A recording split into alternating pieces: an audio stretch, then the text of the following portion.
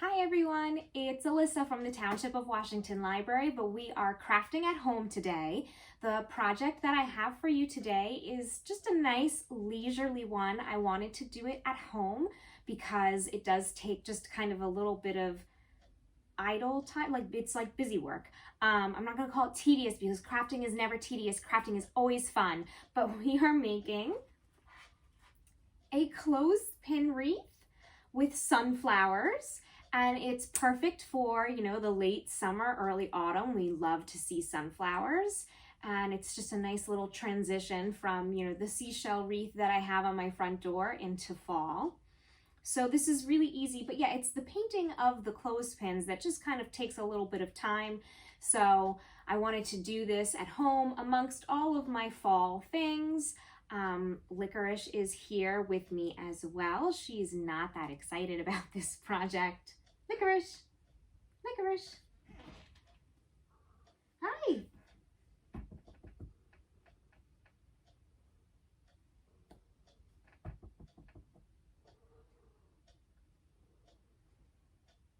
She's not that excited. Okay, so as you can see, my house is already ready for fall and Halloween. I've got my haunted house, I've got my tablecloth, I've got my pumpkins and my pillows. So this is my last lovely little transition. Wow, she is out. She's not interested at all. I've got my last little transition into fall with this wreath, and so it's very easy to do. So all you need is a wire wreath form. See, it's just wire back here. You need some clothespins. You need yellow paint and brown paint. I'm just using some acrylic paints that you get at any craft store. And you will need to use a paintbrush. I have a foam brush here. This doesn't really work so great for this project, so use a paintbrush. And then of course, protect your surface. I'm using hot glue to attach my sunflowers, but you can use any strong craft glue. I would not use regular white glue. That's not gonna work so well. And this is it. This is really easy, not a lot of supplies necessary. So let's just jump right into it. Okay, so we are starting here. I have already painted all of my clothespins. So I did sort of a sloppy quick job here because if you got the kit from the library, you will notice you have a paintbrush. I used one of these. I do not recommend this for clothespins. That was my mistake. The paintbrush really helps you get into underneath a lot easier and all of the little nooks that are from the wire. So I'm going to get a paintbrush at some point and go back in and clean this up. But I'm just going to put this together for demonstration purposes so you can see all the different ways that you can arrange your clothespins. So one of the things that you can do, so let's see. So we can have the wreath like this, or we can flip it and it looks like this. Okay, so we're doing like concave versus convex over here. What you can do that's really fun is you can use more of the wires than you could when it's flipped the other way.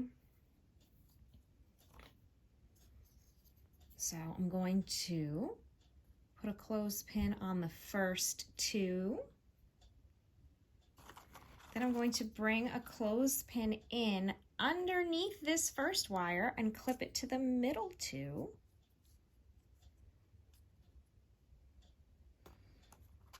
I'm going to go ahead and alternate that again and again and again. Top two, middle two, top two, middle two. Okay, but what about the brown ones, right? So this is obviously not complete. So what we do is then we take our brown one and we come, now we're coming from the inside and going out. And so what we're gonna do is on these bottom two, see the ones where we have the bottom two exposed because we've clipped from the first two, we're gonna meet nose to nose and clip on the bottom two.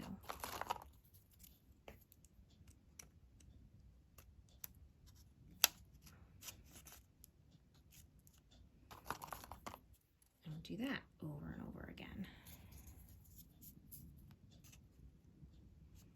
So you just keep alternating that. You can space them out as much or as little as you'd like. Get these really close together. You could spread them out. And so we'll continue that all the way around. And then it does really look like the inside is the brown for the seeds and the outside are all of the petals. So that's one way to do it. Or you can flip it this way.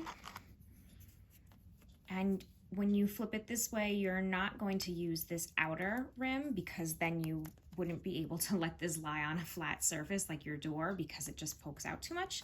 So when we do it this way, we're just doing the middle two and the bottom two. And so for this, I like to alternate. So I have on the middle two, and then I'm gonna bring the bottom two. And the middle two. And then I'm going to do the brown and alternate that as well. And we just keep going and going and going.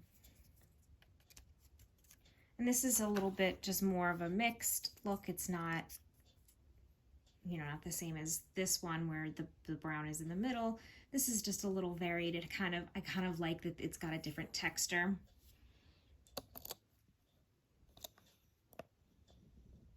Right, so this has a little bit more visual interest in texture.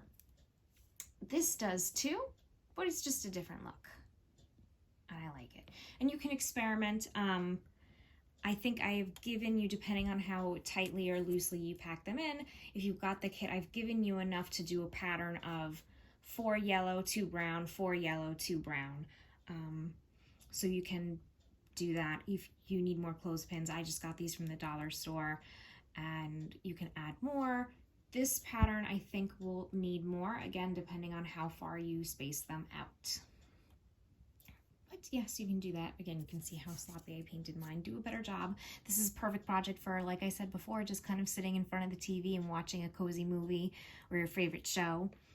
But you can do that. You can also do, which I don't love because there's not that much texture, but still kind of something fun.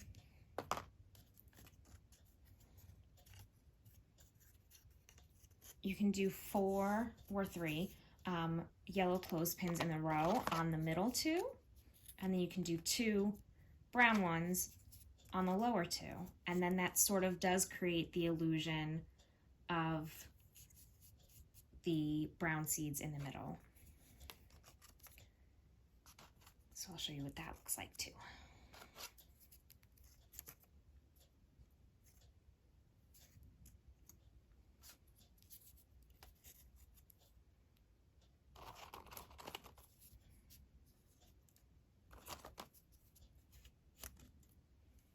Right, so that's also, actually that is kind of an interesting look. I like that too. That's really nice. Okay, so just make sure when you are clipping them on that you are not getting your wire into any of these little round dips here, these little divots, because if you do that, they're kind of like loose and wiggly, and depending on how they're spaced out, they're just going to kind of move around. So I always like to make sure that I'm actually chomping down here right onto the wire. It has a more secure hold. Okay, so that's the easy peasy. This whole project is easy peasy, but you know, so you can kind of decide how you like to do it depending on what you want. So I'm going to put all of my clothespins onto my form. I'm going to put on a show and relax, and then I'll come back and just give you a little tip about how to secure your sunflowers, and that's it. This is a really easy project and it's just nice and fun. All right, I will be right back. Okay, so I did end up going with this, with the 3 in a row and the 2, because I actually like the way it looks. So for me, you can see I have some extra ones here. I kind of didn't feel like painting the rest, and I forgot that I had some that were unpainted. So I have a little, ready, shocking, I have a little bare spot here. But that's great because these sunflowers are really big. So again, this is kind of a versatile project. If you run out of clothespins and your sunflowers cover up the gap, that's just fine. Nobody will ever know. You can also, like I said, get more. Whatever works. There are really no wrong answers in a craft like this. So what I'm going to do is I'm going to glue my sunflowers right on that bare spot. And I'm using hot glue. It's funny that Jack Skellington's kind of like looking at what I'm doing here and judging my craft skills. But anyway, I'm using hot glue. You can use a strong craft glue. I wouldn't use regular school glue, especially if this is going outside, because these might just pop right off.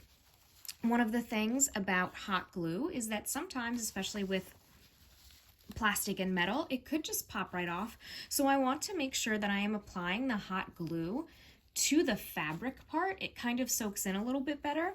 And then I want to apply the fabric part to the wood, and they'll bond a little bit better than if I were just trying to glue to the metal. Okay, so that's just one of the things about hot glue. I'm using a low temp gun. It still works with a low temp gun. I usually like a high temp just because you can take your time. So I'm going to work pretty fast here. I'm going to put some glue down onto my clothespin and then onto the fabric. I'm not really sure where it's going to sit. I should have paid more attention. Anyway, and then press that down. And the nice thing about a low temp gun is I can press and hold. I'm not going to burn my finger until this sort of sets a little bit. And then there are a couple of different contact points you can see where the fabric touches the clothespin. So I'm going to just glue in more than one spot so I know that my sunflower is a little bit more secure. And again, I like to just press and hold until I know that the hot glue has set at least a little bit.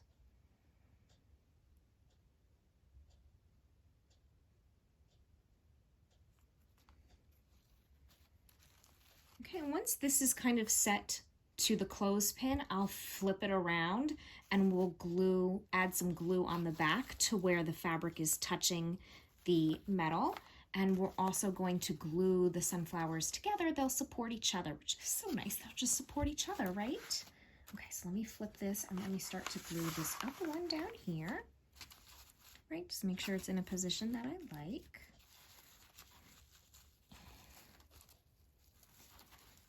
I'm going to add my glue to both surfaces and press down just until it's a little bit set. And it already feels nice and secure. So now, let me shift this over here again. So now this sunflower is on top here. I'm going to add a little bit of glue to where it is touching the next one so that they're together. And again, I'm just going to press so that it sets a little bit, so it sets in place and it has the pressure, especially like this kind of fabric to fabric. The glue sort of leaks through a little bit and it bonds to both and it's a little stronger, which is nice. Okay, so I'm gonna do a little bit more glue over here. Press and hold. And then we're going to flip it around and I'll just do a little glue on the back.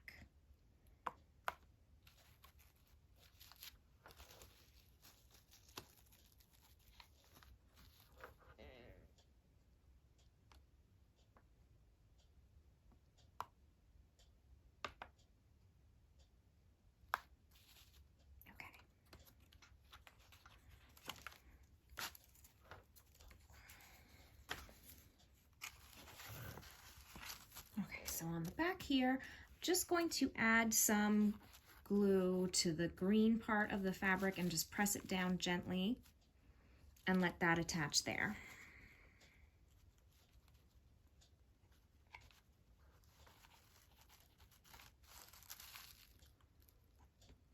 And I like to, when I'm doing these wire wreaths, so I'm kind of gluing, so I glued some down to the fabric and then pressed the wire in, and now I'm also encasing the wire and just making a little bead of glue that encases the whole thing. So this glue is really soaking into this fabric part of the flower, but I've created this shell here to encase and trap the whole thing.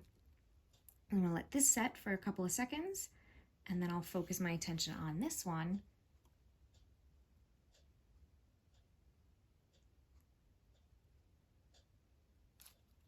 Let's do this one next. Get a little bit of glue underneath. We'll press and hold, and then I'm going to create the glue barrier around the wires to secure it in place.